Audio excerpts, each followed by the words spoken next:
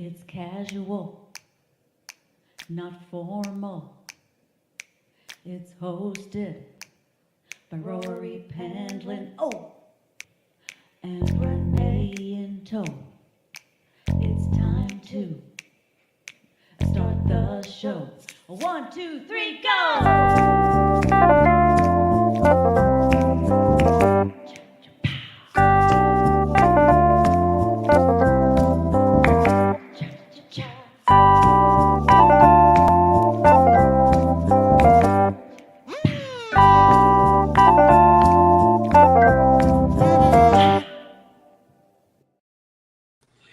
Hello, welcome to another episode of It's Casual. We're around episode 76, 77, something like that right now. Very happy about that. And as always, running the show is Renee Yaworsky. Hello, and we saw Cherish. We saw Cherish in our opening credits. I always love that because she's so beautiful and eye-catching. So we get to see her every time we do the show. I was going to say to the audience, you'll recognize my first guest. Yes, you definitely will. Open. She's the one where I do the big surprise look. Yes, I love the surprise look. I love that. Do it again. One more time. I mean, luckily I'm not doing the mustache thing with her. I'm doing the surprise look. Yeah.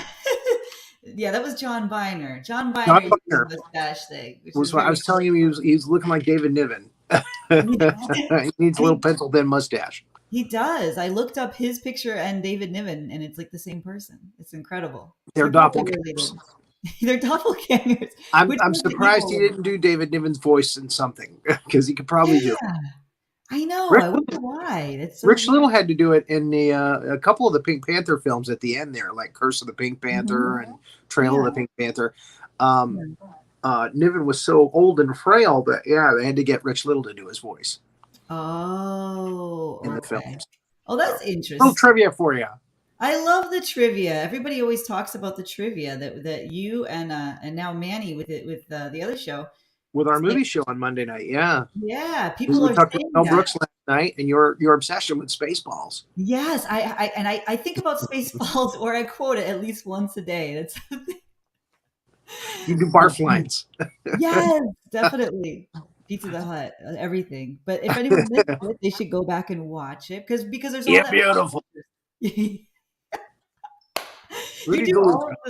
do all of the lines perfectly. You could just reenact Spaceballs from front to back, and it would be amazing. But I won't. Think about it, Rory. Let me pitch it to you. You could do it as a radio drama. It's just you. It's a one-man show radio drama of you doing Spaceballs. Let's call Michael Winslow. If he does it, will you do it? I think Michael will do it. If he agrees to do it, then maybe I'll do it. Yeah. I'll do the voice, the sound effects. I have you on tape admitting this, so we have to go with it. Such a baby in there. Well, because, the space Star Wars radio dramas were wildly successful. Everybody loves those. I was listening to one a couple of weeks ago. Again, they did a great job. But no one's done the radio drama. Spaceballs, the radio drama. You see, there you go. Isn't that great? I love that. The Schwartz be with you.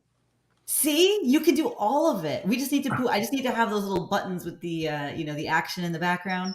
There's got to be therapy for this, Renee. There's got to be therapy for this.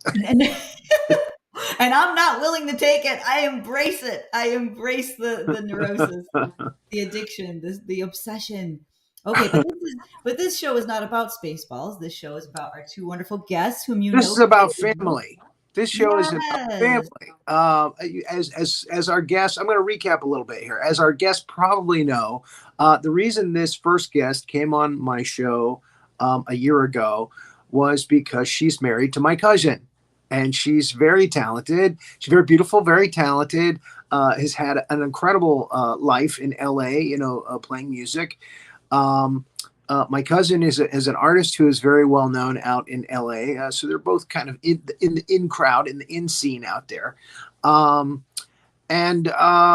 She agreed to come on the show. Now, the second guest that we're having come on here is her cousin. And he came on the show by himself also about a year ago, a few weeks after she did. And he also sings. He's a songwriter and a singer, and he writes songs that kids in school like. So we're going to bring up, first off, we're going to bring up Cherish Alexander, who loves dogs.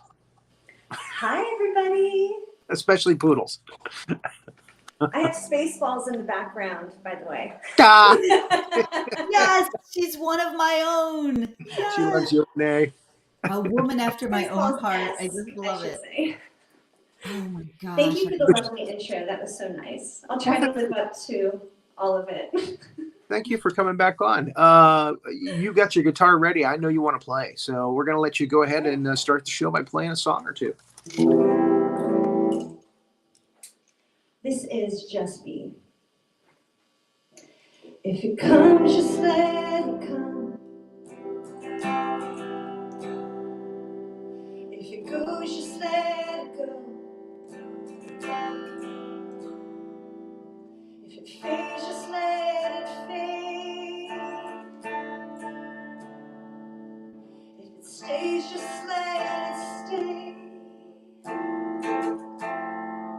If you're a dreamer, then just dream. If you're a screamer, then just scream. If you're a doer, then just do. If you're a loser, then just lose. Just be. Just be. Just be.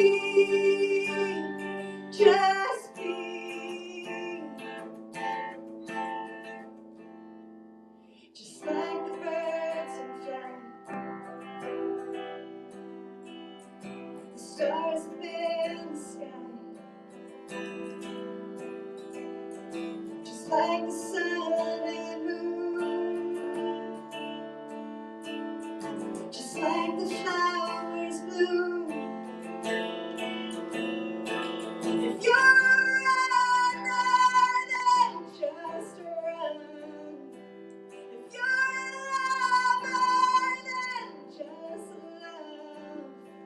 If you're a liar, then just lie.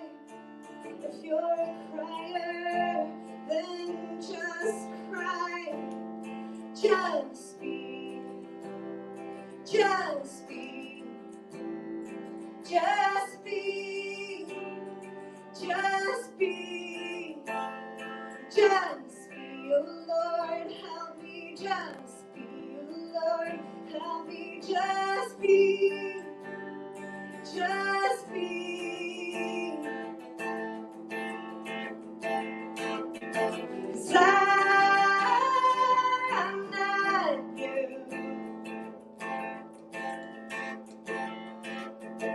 You're not me. And I am not here. And you're not there. So just be. Just be. Just be. Just be. Just be, oh Lord, help me. Just be, oh Lord, help me. Just be. Just be. Just be, oh Lord, help me. Just be, oh Lord, help me. Just be. Just be. Just be.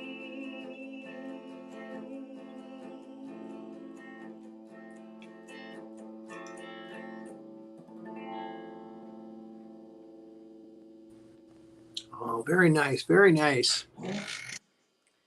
You've been out in LA for a while. How long have you been out there? I mean, I've been in LA since I was like 9 years old. Oh, wow. really long time. I was born in the South, so I always say I have like strong Southern roots because my family is from the South, but I'm also an LA girl because I spent most of my life here. So, yeah. And again, when you were very young, you started playing musical instruments. You play a lot of musical instruments. Yeah, I play everything mostly for writing. I started piano when I was 7 years old, and I actually wrote my first song when I was 7 years old with my brother, who might be watching. I don't know. We wrote our first song called "Love Will Find a Way." That was my very first song. And then I started playing guitar when I was like 13, and then bass at 16, and then a little bit of drums, but nothing to brag about. Can try to keep a beat, but Well, yeah. I'm going to let you brag a bit. What would you say is probably your finest moment as a performer? My finest moment as a performer, I would say when I got chosen to play lead guitar for Cyndi Lauper, Yeah. in her two of her music videos, and it was just so random. I went to the audition like last minute. I didn't even know who it was for, and Oh, wow. I ended up getting there was like hundreds and hundreds of musicians there, and I kind of showed up. I'm not really sure. It's like I was led there, and I ended up getting called back. And that second call back it was between me and another girl, and Cyndi was in the room. And then I proceeded to work with her on 2 of her music videos, and Awesome. it was really, really amazing. Awesome. Yeah. We sat and got our makeup done together, and We I have a actually, funny story about that actually. oh, okay. When I in one of the music videos, I didn't have a proper under bralette. Is that the right way to say it?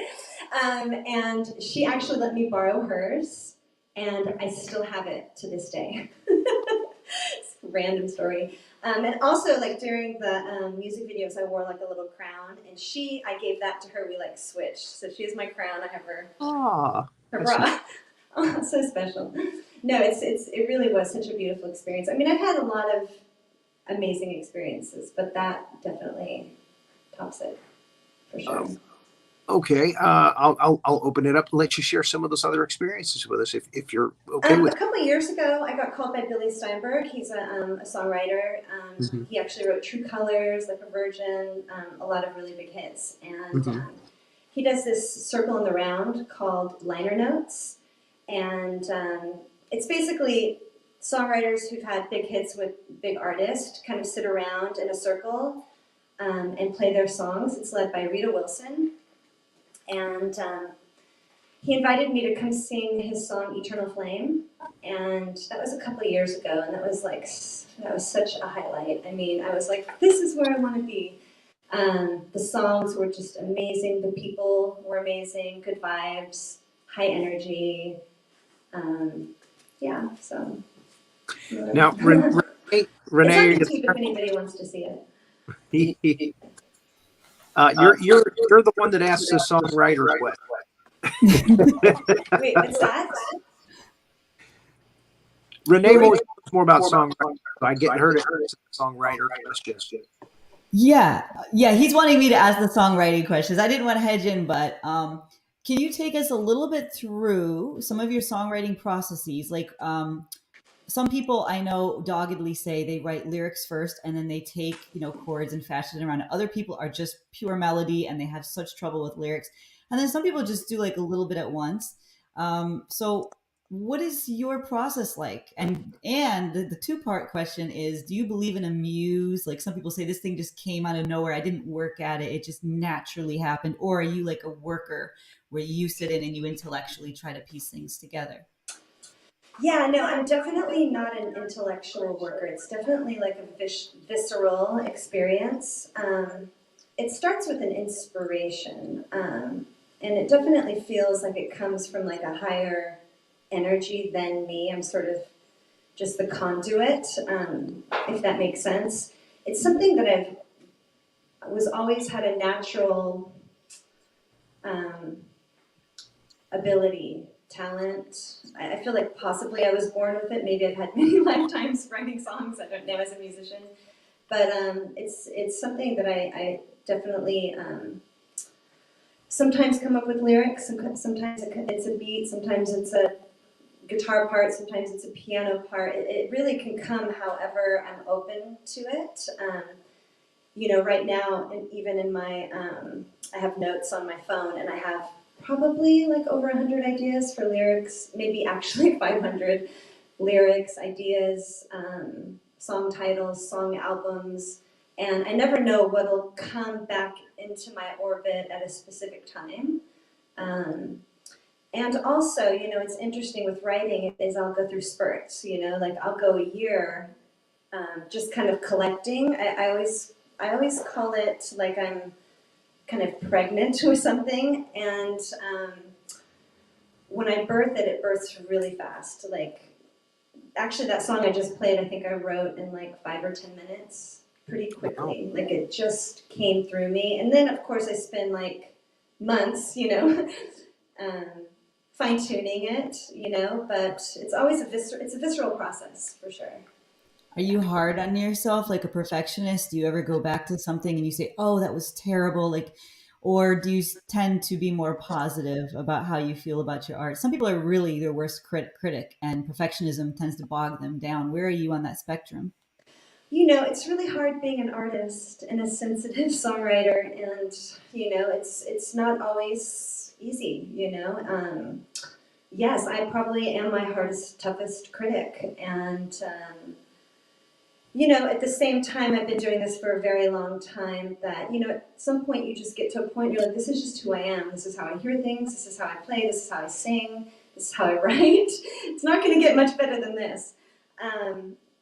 So going back, looking at different songs and things, no, I usually I'm pretty hardcore till the final, and then once it's finalized, I pretty much let it go.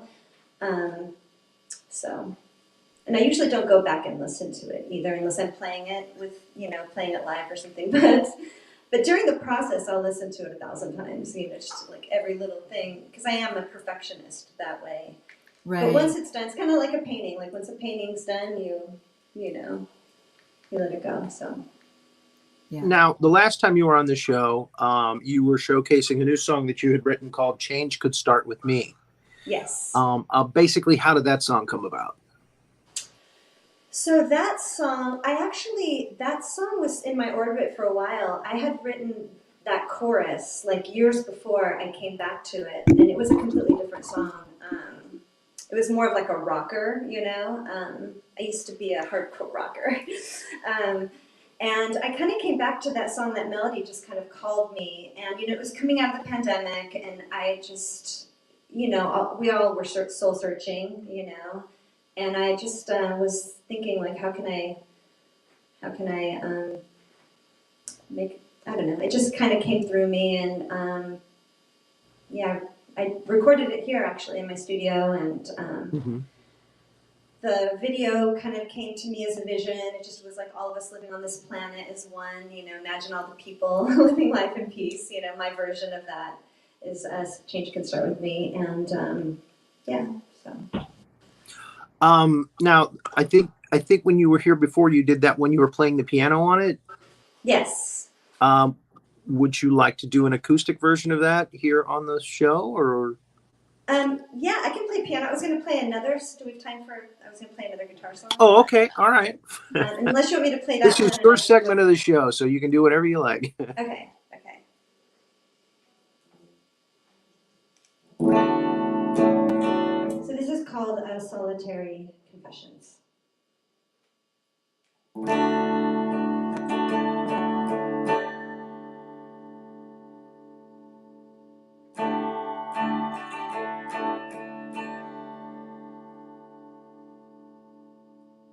I died yesterday in the rain, 'cause you don't feel the same. But hey, love is something that you give, and life is something that you take. And patience is such a virtue, yeah, it's easy to say. I can't find it anymore. I want to fly. I want to die. I really want to get real high and find a star. Yeah, a star that is mine. A star that is yours and mine. And this healing thing, I don't know. See, I'm not so sure about anything anymore. And the more I try, the less I live. So I forgive you and I just walk away.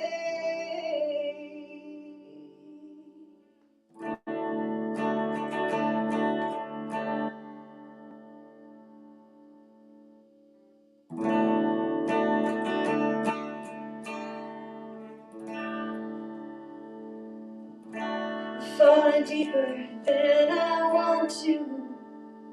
Sometimes I think we dig a grave to bury ourselves. Yeah, speak for myself. 'Cause I think it all away. It's easy to say, yeah. 'Cause my dreams are knocking on my door. I want to fly. I want to die. I really want to get real high and find a star. Yeah, star that is mine. Star that is yours and mine. And this healing thing, I don't know. See, I'm not so sure about anything anymore. And the more I try, the less I give. So I forgive you and I just walk away.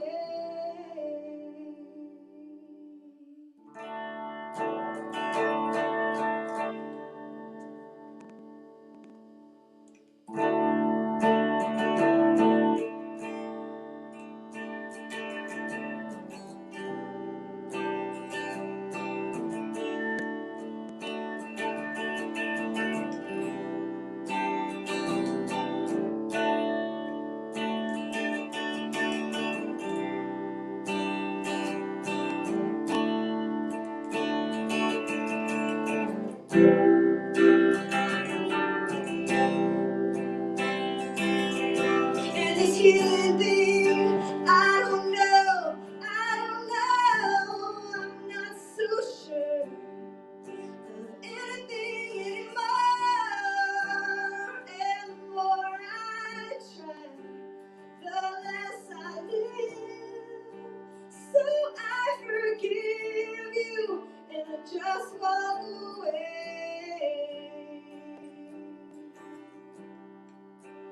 Yes, I forgive me and I just walk away.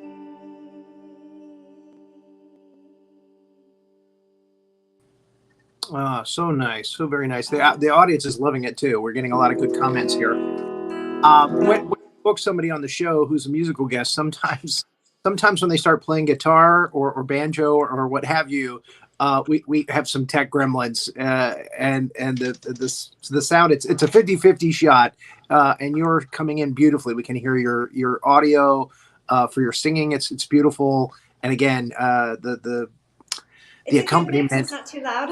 Yeah, the accompaniment is good. It sounds really good. Oh, So, great. Yeah. Awesome. Yay. yeah. It's really So, beautiful. It's We have true. It's such a hit or miss with online.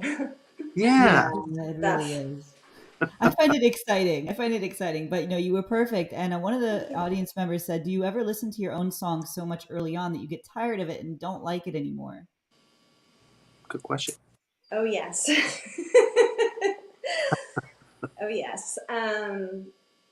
Yes, that's why, usually, like, when I release something, I just am like, okay, it's out. I literally spiritually release it to the universe. And I'm just like, okay, just go wherever you like criticize it so much that you're like, okay, I'm done. It's behind me. Yeah. Yeah. Yep, that's right. What is the evolution of your musical trajectory, sort of? What would you say, like, if you were to go back and look at everything that you've done? Are there different phases? Are there eras? All great artists have different eras. Do you have eras in your productions that you go back and you say, well, I don't like it now, but it was really cathartic to what I was going through personally? Oh, definitely. I mean, for me, music has saved my life. I mean, just being a writer, it's how I've learned to express a lot of my pain, healing, you know, and that came in very, very many forms. Earlier when I was younger, I had a lot more angst. I was a little bit more emotionally charged. So I had the electric guitar with the grunge turned up to 10. Rocking out. That's actually around the time Cyndi Lauper was like, "I'll take her," and then I went on to play bass. I was in an all-girl Moby Chick band for a couple of years, and then I did a solo album, which was more piano-based. And it does. I look back on my journey of all of my albums, and it was kind of like a spiritual journey for myself. That's kind of led me to where I'm at now. So I feel like the process has always been the same. The soul expression has always been the same, but it definitely played out differently as far as like, whether it was like electric grunge guitar or like piano or acoustic guitar or, that kind of thing. Yeah. I'd say I'm probably more like singer-songwriter now.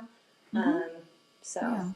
Who were your influences? David is saying Alanis Morissette. He sort of feels some vibes there. Who inspired you? I get that a lot, actually. I'm a huge Beatles fan. If you were in my studio, I have like Beatles everywhere. Paul McCartney, John Lennon, huge, huge fans. George Harrison, too.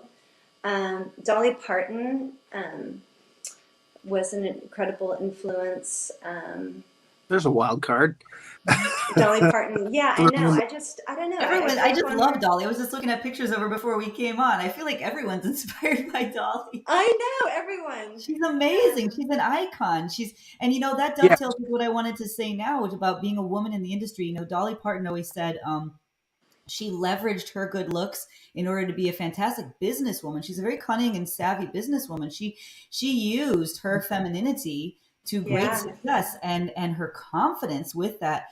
It's very hard to be a woman anywhere and in any industry, but in music, it really does still feel like a boys' club. What has your experience been with that, being a woman musician? Being a woman,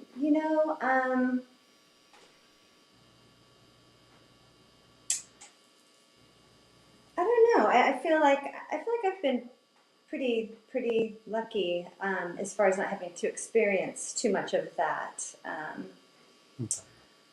I've always been in female-fronted bands with all guys, so I was always like the female lead singer-songwriter with a band full of boys. So I guess my experience was a little different. But I guess in the music industry, yeah, it does. I mean, the music industry is the music industry, and it's shifting and changing. And I do think there's more women empowerment being recognized. Yes, and has been for some time, and Dolly's kind of at the forefront of that, right? Like, yeah. And it's crazy because she's so beautiful and, like you said, confident and all of that, but then also like her lyrics are incredibly deep and poignant and emotional, and she's amazing. Now, you were talking about your trajectory and where it's taken you to now. Are you happy now with where you're at? I am happy. I've been, I have, a little, I have some inner peace going on over here. And, it's interesting with inner peace. I'm not sure, you know, as I'm going into the next phase of my, you know, musically and where I'm going, I'm sort of in between the known and the unknown, you know, because a lot of music is usually born out of like pain and struggle and healing, and so kind of coming out of, you know, the last 3 years, you know, through the pandemic and everything, you know, just trying to see like, what does that look like, you know, what's next for me, so that's kind of where I'm at right now. I'm definitely have something brewing. I just don't quite know what it is yet. Awesome. Yeah. Can't wait to see what it is. I love that. I can't wait Yeah. to see what it is. I know it's coming. I can feel it. I just not sure what it is yet. Yeah. Well, I But, you know, think I've written over 300 songs in my lifetime, and I'm kind of focused on sort of putting those out there, and, you know, more music and like film, TV, and I'm actually writing with a young artist on Thursday for her new album. So I'm kind of going more into that area too, sort of taking all of my experience and, you know, possibly collaborating with like younger pop artists and stuff like that. So yeah, songwriting's where it's at. Like for me, I actually get greater pleasure when people cover my songs than even perform my own song. It's absolutely amazing. And again, another Dolly thing was that she talked about "And I Will Always Love You," Whitney Houston taking that, and she said that was Whitney's. People asking me if I was jealous, and she was like, "No, what Whitney did with that was her. That became her song." You know, and that she was inspired by even though Dolly wrote the song. But that's, so I think that's a great trajectory forward for anybody. I mean, you always perform your own, but then someone else takes a song or you write with somebody else and they take it in a direction that we in our own current limitations, just being our own human, can't go there. So it's almost like disseminating our talent throughout the earth. It's actually really awesome. So, you know, it's funny too with that Whitney Houston song. You know, for years I don't even know if people knew that Dolly wrote that song. You know, everyone thought, "Oh, that's a Whitney Houston song." That's a Whitney everybody. Houston song. And then everyone was like, "What? Dolly wrote that song?" Yeah. She sang it in Best Little Whorehouse in Texas, and she did. When The Bodyguard came out, I mean, it just all got kind of forgotten somehow. You know, that's just the power of Whitney, I guess. Rest in peace. Rest in peace. Yeah. What a talent. What a voice. Goodness. But I love what you were talking about, how there's something else waiting for you. I always think about, you know, when you get to the peak of one mountain, you better go to the foothills of the next. Because I think a lot of people don't have that mindset. And I've met people who really did quite well early on in their career, but then they kind of just gave up and they said they rested on their laurels. And I thought, you know, Willie Nelson just put out another record and it's one of his best. I mean, some people really in their 80s are putting out some of the coolest stuff ever. So I always encourage people, like, keep going, because you never know, your best work might be way ahead of you. So I love that mindset. idea. I love that concept, especially in such a time of ageism. You know, like, I believe that 100%. Me too. I believe that. I like to look at my life as like the best is yet to come. Like, I haven't, like, everything's great now, but the best is yet to come. And it's always that next day, the best is yet to come, the best is yet to come. I've seen it to be true too, especially since as we mature, we can put things in perspective better. And I think we can practice more gratitude, and we can actually appreciate the things that happen. When you're young, everything's happening so fast, and you might not understand how lucky you really are or how blessed you really are in a certain situation. So I think that it does get better. That's what I say all the time. Young people don't believe me, but I think it can get better if you have that positive mental attitude. And then they'll say, "And so it shall be in your experience." Yes, exactly. That's very true. Now, you and Clifford, my cousin, you get out and see the local scene, the local music scene. Do you ever get to see Billy Vera and the Beaters out there? Because he's a good friend of ours. He's been on the show a couple of times. Who? Billy who? Billy Vera. Oh, Billy Vera. Yeah. No, we haven't, but we would love to. Yeah, well, if you guys ever get out to one of his shows, just tell him that Rory and Renee said hi. Okay, definitely. Because again, he's come on the show a few times. He's a good friend now. Oh, nice. All right, and speaking of other musicians, we're going to bring on your cousin now, who is Curby Alexander from Fort Worth, Texas. We go from LA to Fort Worth, Texas. How are things out there? Oh, things are good. We're just, we're going through our normal cycle of weather here. Texas and the South in general is known for our really bad weather in the summer and in the springtime. So, yeah, things are good with us right now. Now, when Curby came on, or when Cherish introduced me to you, she said, you got to see what he does. He does really funny songs. Right. He's a teacher at a school, and he does songs for kids who are in school that they can relate to. Yeah. And we're going to get you, Cherish, to do another song before the show's over. but it's all good. It's all good. If you could play one of your songs for our crowd that hasn't met you yet. Sure. Yeah, I had to actually go back and earlier in the week and watch the show from last time I was on, because I could not remember what songs I had played, and so I wanted to. I thought I might venture out and try something new. So okay. So we'll see how this goes. This is a song that I'm just gonna sing it and then we can talk about it. At summer camp, there's just one thing that everybody needs. It's not a towel or underwear or your toiletries. You can go without clean clothes or a sleeping bag, but without this one necessity, camp can be a drag. 'Cause all I want is a top bunk. That's my final plea. If I get a top bunk, you won't hear a peep from me. My perspective is from below. That's what I see. If I get a top bunk, you won't be looking down on me. Well, I don't care if there are spiders living in my bed. I can handle fleas and ticks living on my head. I can bathe with a frog or sit on a toadstool. I can even swim with a water snake in the pool. 'Cause all I want is a top bunk.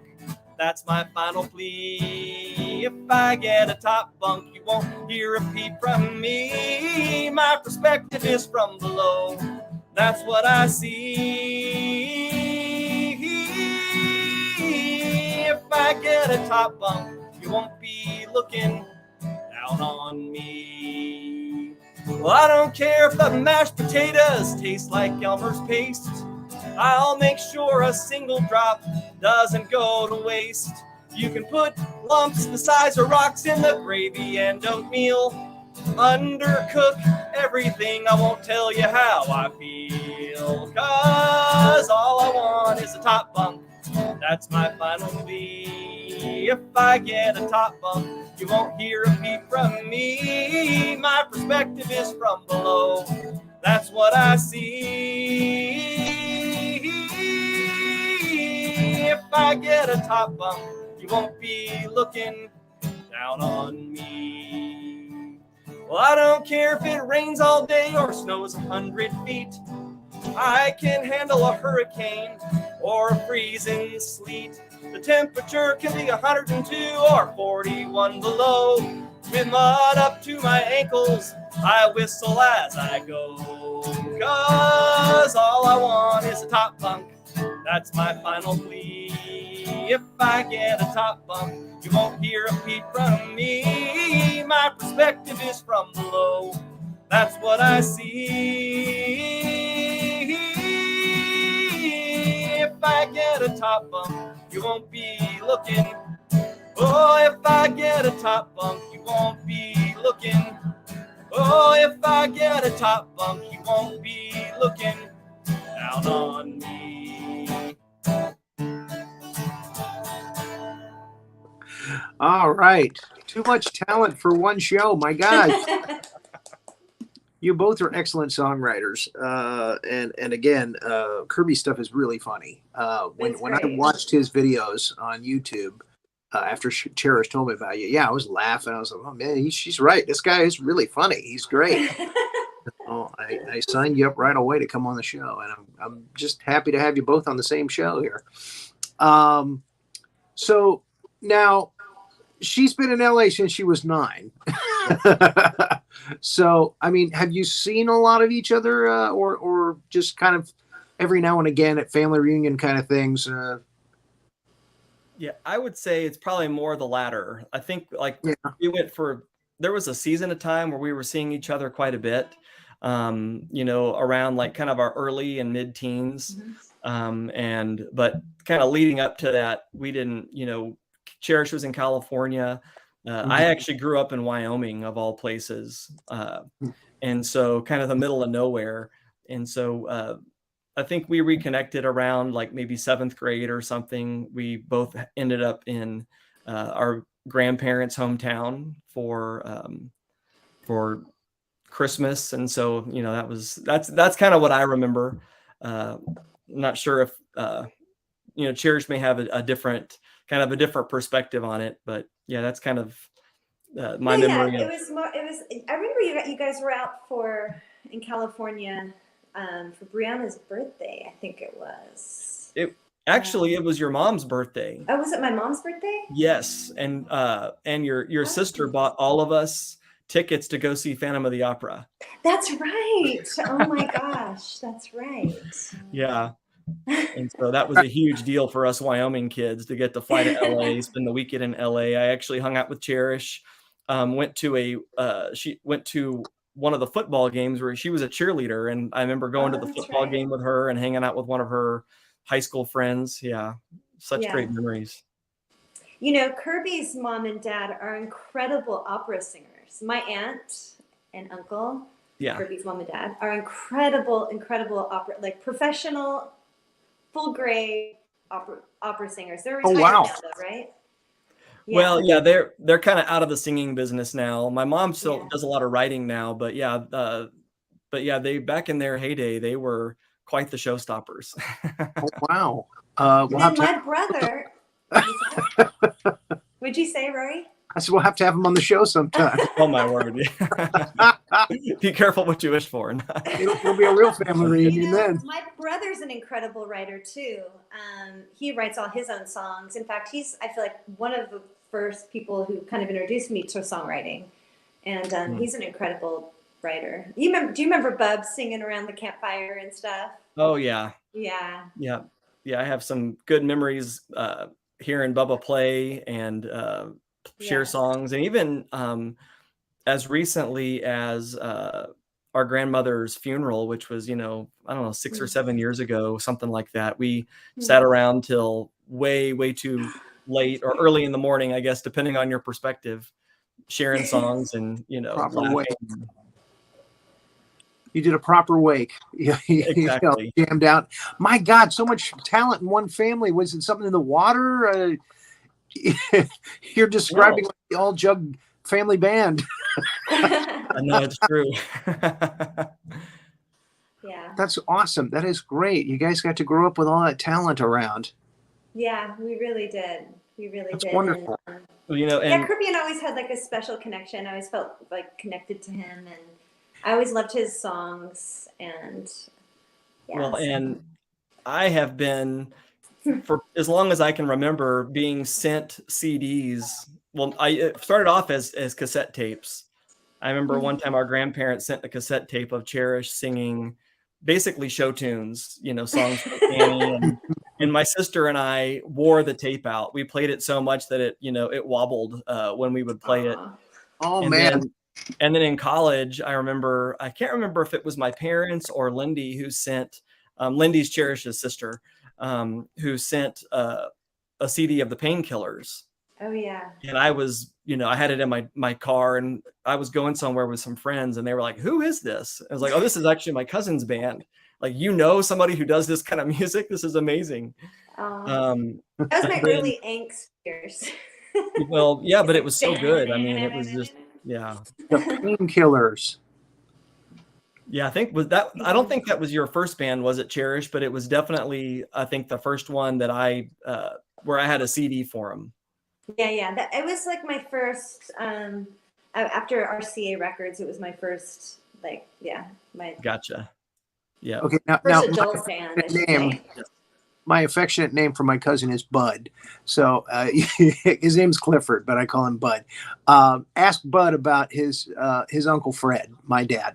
Oh no, I hear he plays him all Used the to time. play guitar. He's incredible. That's why Bud plays guitar all the time, you know, in his Wow. spare time, because Kirby, I have to send you his CD. He's Oh, my word. incredible. He played banjo, right? no, he just played guitar. Guitar, and he would Just play sing. guitar. And, yeah, so good. Yeah, but the I family always would forget love that it when that's he would your pull out dad. his guitar. Yeah. Yeah, that's all. Yeah, I'd love to hear that. Okay. Yeah, I'll definitely send that to you. Yeah. Well, what I would love to hear is another song by Kirby. Okay. All right. I think I have another one in me, and this is another one that I just kind of pulled out because Song I title haven't. itself, another one in me.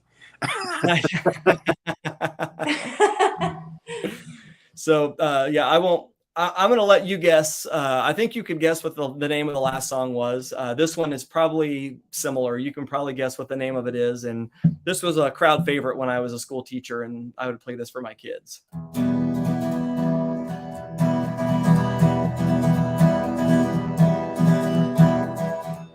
Now, where this man has come from remains a mystery. You won't hear his stories in lessons on history. The legend says he is raised by wolves, or maybe it was a bear. One version even suggests he killed a cactus with one stare. He got the name preposition because no one place would suffice. There's no place in our county he hadn't been to twice. Prepositions tell location like toward or far away.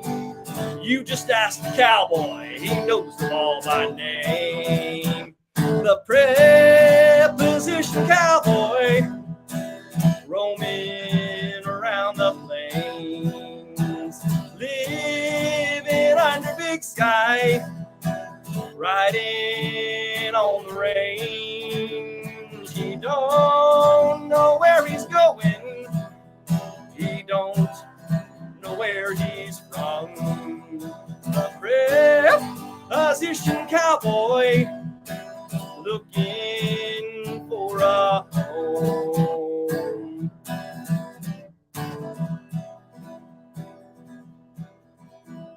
Now, as the story goes, the cowboy roams across the land, trying to experience every single place firsthand. So far he's been above, across, against, among, around, behind, below, beside, between, beyond, up and down. He's gone in, inside and to, off and on and out, outside, over, past and through, and he's heading towards throughout.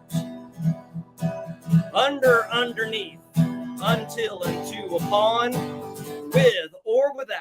The list goes on and on. The preposition cowboy, roaming around the plains, living under big skies, riding on the range. He don't know where he's going, he don't know where he's from. The preposition cowboy, looking for a home.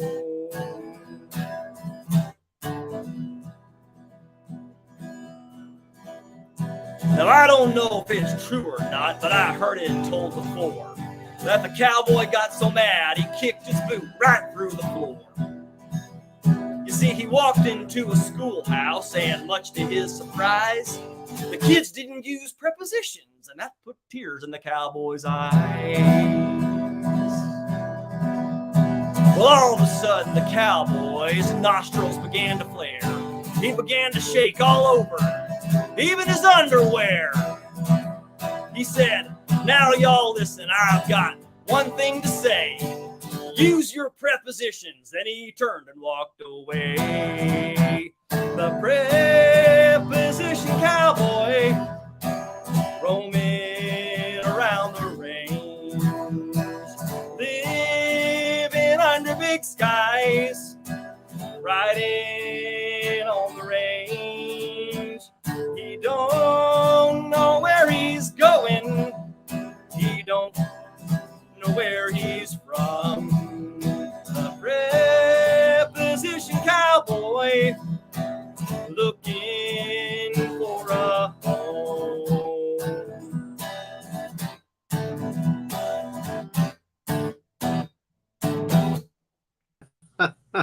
Yeah. Why we need to call Schoolhouse Rock and say, look, you're ready. We got a guy here who's going to help you get your second set of videos out. Seriously, I'm right? in. Yeah, that would be awesome. If you'd been born 25 years earlier, you'd have been on that show. That Exactly. you'd have been doing. They did a preposition song, and it wasn't that good. Personally, I think mine's better. Yes. Yeah. You know, okay, conjunction, junction. That rocks. Yeah. But It's so clever. So clever. I'm just a Bill. But that was awesome. Thank you very much Thank for you. that. That's amazing. So yeah, he does comedy songs for kids, for his students. That's how it started. You're just doing it for your students to give them something extra in class, right? Yes, I taught fourth grade, and I just wanted, I wanted my students to have the best year in school they'd ever had. That was my ultimate goal. I didn't have any other goal other than just wanting them to love school, to love being in class, love being together, and I kind of figured out early on, mostly from my childhood, but also, going through high school and college, I was involved in a lot of music, and I just knew the power of music to build community. And so it's one of the languages I think that brings us together. And so I just started writing songs when I was in college, actually doing field experiences out in schools and, working with kids. I would write songs, I'd get an idea and I'd bring it to the class the next day and they would love it. And I just kind of kept doing that for a while I was teaching. So, there's no great story behind my songwriting other than I just did it for the students I was working with, just because I wanted to make school special for them. Well, that in itself is a great story. And God bless the fact that I think we all have a couple of teachers that we remember from middle school and high school that went that extra mile to make it, that much more fun to be in school and helped us to learn because, again, like you say, if you get the wrong teacher, God, it can be interminable. It can be a very long year. Wonderful. Awesome. Any other stories you want to dish on each other when we have the chance? Oh my word. Let me think. Oh my gosh.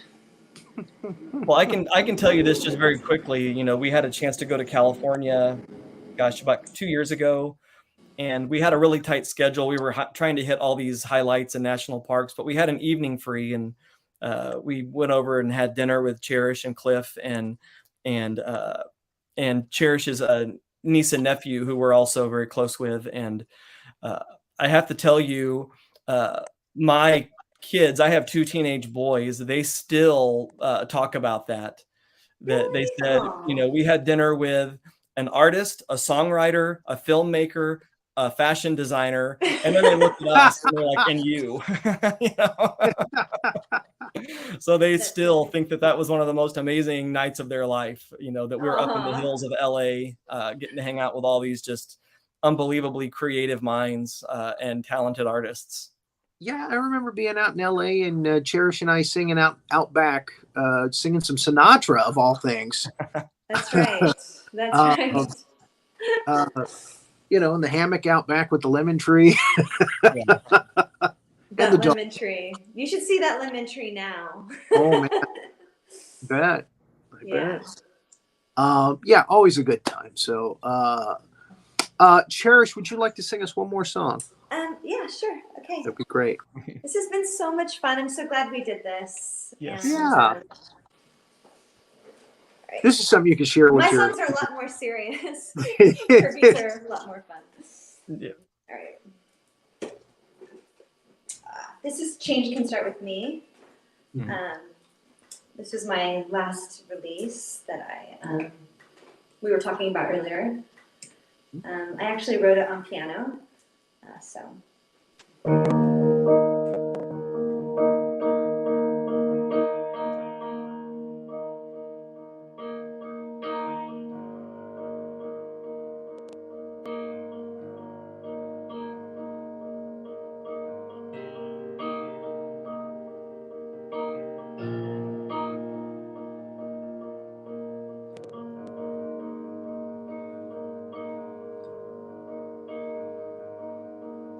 Streets filled with hope, peaceful fight against the rage. Many who have lost their way, giving rise to so much hate.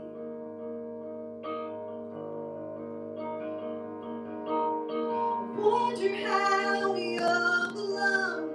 Ask myself, where do we go from here? With the mercy and the grace, who could hide from what we have to face? A world that's divided, our hearts can unite us, believing that a change can start with me.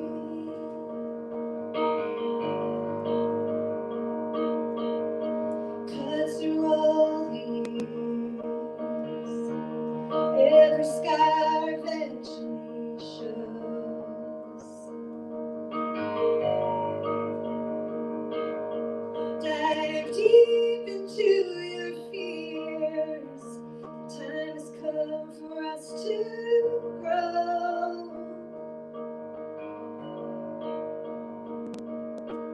Just as a ripple makes a wave, just a smile can help to ease the pain. Every action that we take makes a difference in this human race. A world that's divided, our hearts can unite us, believing that a change can start with me.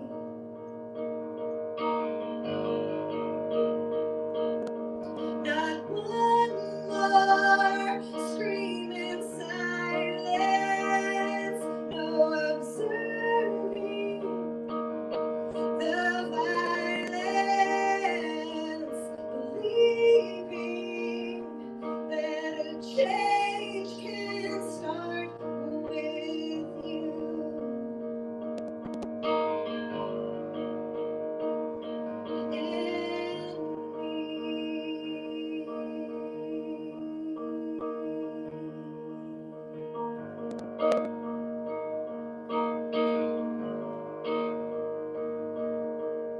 Just as a ripple makes a wave, just a smile can help to ease the pain.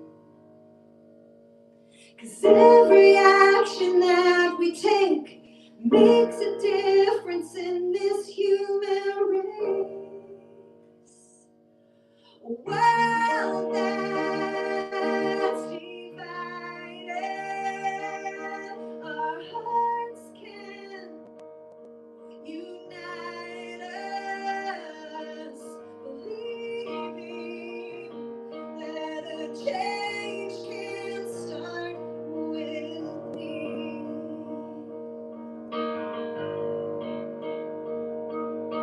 Not one more screaming silence, no observing the violence, believing that a change can start with you.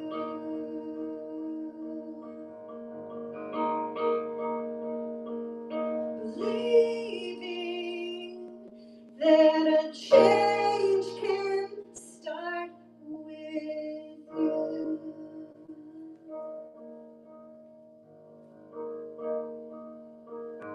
And me.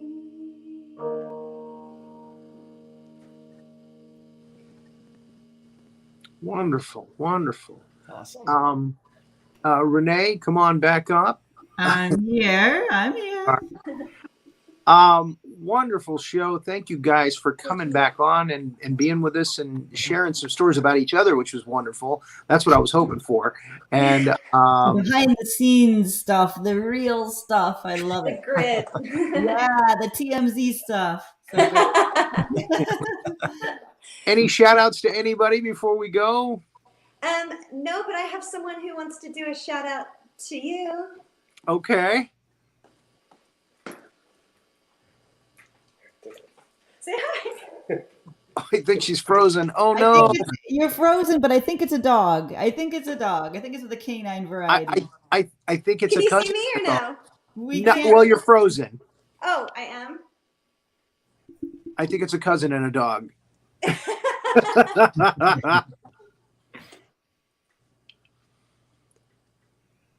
Darn, I really wish you could see Clifford. Well, I you know. did mention Can the you hear tech me? gremlins. Can you at least hear me? Yeah, we can hear you. Yeah, your audio's fine. Oh yeah, we can hear you fine. You're great. Clifford, we got to get you on the show, man. Showing your so, and they have a a couple of cute dogs actually. I can't believe is it still frozen? Yeah, let It's me. still frozen. I really wish. Oh, there you go. Here we go. I think if I come on and off, then you can we get like a little. He just turned 7 months old yesterday. Yeah, you just missed Cliff. He was just here. Bummer. Oh, gosh. Ah! I was like, honey, it's the cousin show. It's the cousin show. Everyone but I'm cousin gonna Ed. rename this the cousin show. Yeah. So, anyways, yeah, Curb. I hope we can see you again soon. Whether Yes. we come out there or you come out here, we have to get together. Well, absolutely. You're always welcome in Texas. And I think there's a California trip on our schedule this summer. So Oh, really? we'll definitely be in touch. Awesome. Yay! Yes. We'll have to We plan can't something. wait. Yeah, no, absolutely. And we won't be trying to squeeze in Channel Islands National Park on the same day. So you won't have to wait till 9 o'clock at night to eat dinner. Oh, that sounds like a good story. It was a pretty good story. Well, we've gone over by George's 2, so debut. it's if you want to tell it now, I can be part of the show. Oh, no, it's not that good. Oh, okay. It's a good bad story. Oh, I'm sorry. Yeah. It's one of those stories. Okay. Yeah. All right. Well, again, thank you so much for coming out. I'm sorry you froze up at the end there. Good. It's just part of But it. we can hear you fine. Yeah, your audio's fine. Yeah. Well, I'm glad you got to see George. Well, you met George a couple months ago, so when he was a baby.